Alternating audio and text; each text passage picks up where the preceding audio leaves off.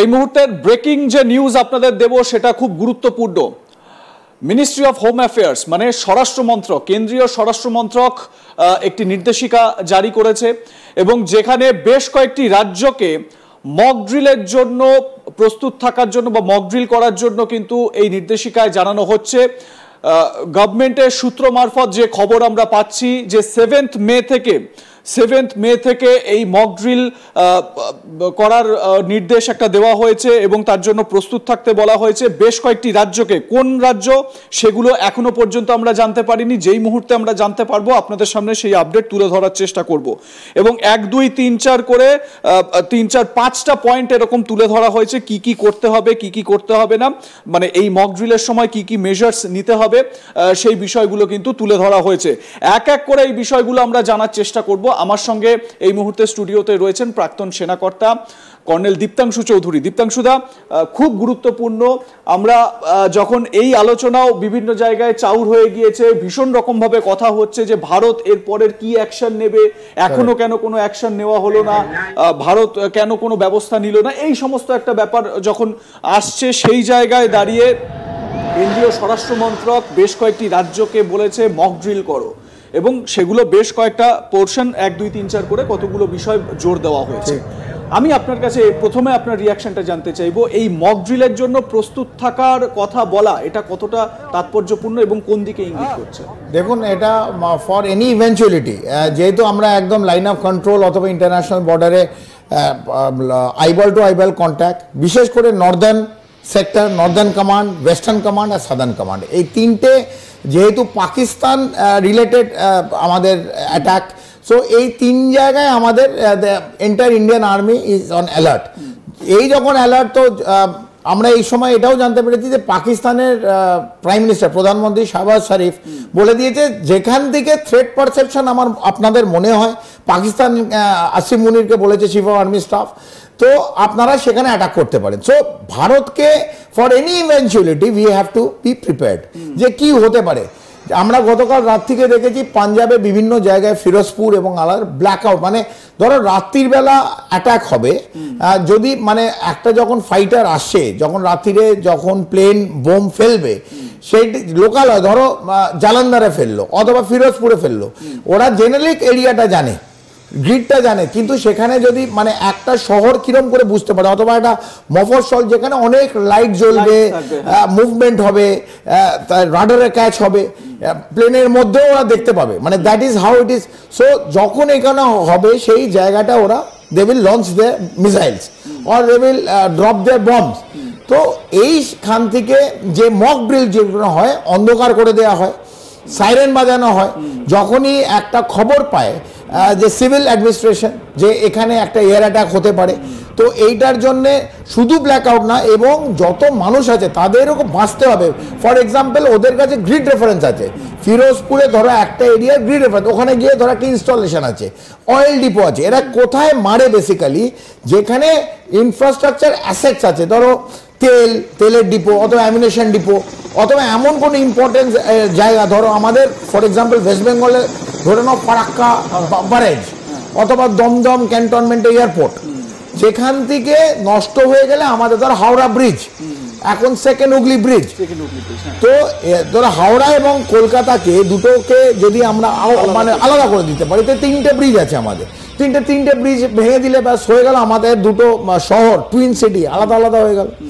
তো সেইভাবে ইস্টার্ন সেক্টরেও এখন পূর্ব দিক থেকেও আমরা কিন্তু alert, eastern command is also alert, because Bangladesh তো অলরেডি রেড কার্পেট পাকিস্তানকে বিছিয়ে দিয়েছে। তো পশ্চিম বাংলাকে আমি শিওর, পশ্চিম বাংলাকেও আমাদের কাছে অর্ডার আসবে, যদিও আমরা সিটির নাম জানি না। উই অলসো হ্যাভ টু, মানে এই মক ড্রিল যেগুলো আছে, মক ড্রিলে কি যে লাইট আউট করে দিতে হবে, বাংকার যদি থাকে অথবা এমন কোনো জায়গায় যেখানে বম্বার্ডমেন্ট হলে আমরা বেঁচে যেতে পারি, মানে আন্ডারগ্রাউন্ড যদি কিছু থাকে, সেইখানে মাটির তলায় যদি কোনো সুরক্ষিত জায়গা থাকে, সেখানে আমরা গিয়ে বাঁচতে পারি।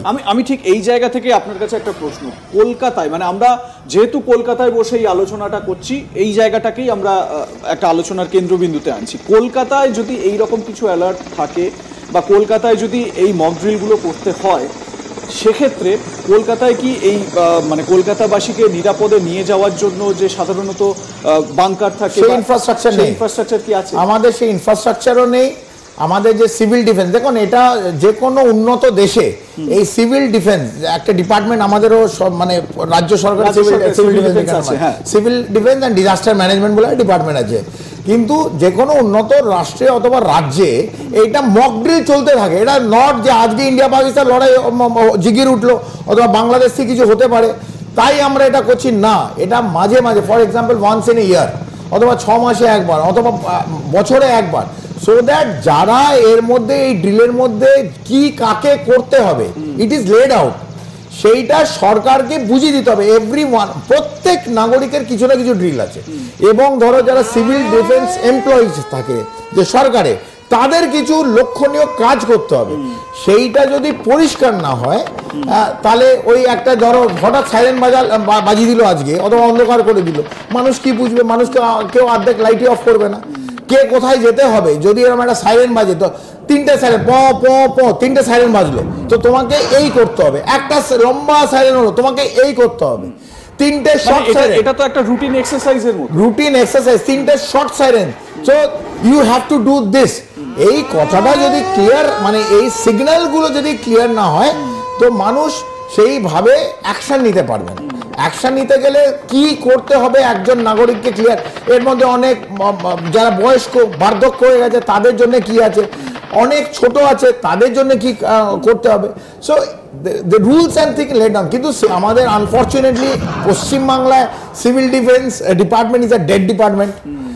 আমরা সিভিল ওই কি বলে সিভিক ভলেন্টিয়ার অনেক দেখতে পাই রাস্তায়, বিশেষ করে তাদের যে কাজ থাকে না তার থেকে বেশি কাজ ওরা করে মানে করাপ্ট অ্যাক্টিভিটিস। বাট সিভিল ডিফেন্সের যে কাজ, সেই কাজ আজ পর্যন্ত দেখিনি। আমার মনে হয় পশ্চিমবাংলায় যেহেতু বাংলাদেশের থেকে আমরা প্রায় 1800-1900 কমন ইন্টারন্যাশনাল বর্ডার, এবং যখন তখন এদিক দিয়ে হতে পারে, যা মানে যখন লড়াই হবে তো we also have to be careful. মানে we cannot leave it like that যে এখানে কিছু হবে না, না এখানে এরকম ব্যাপার নেই।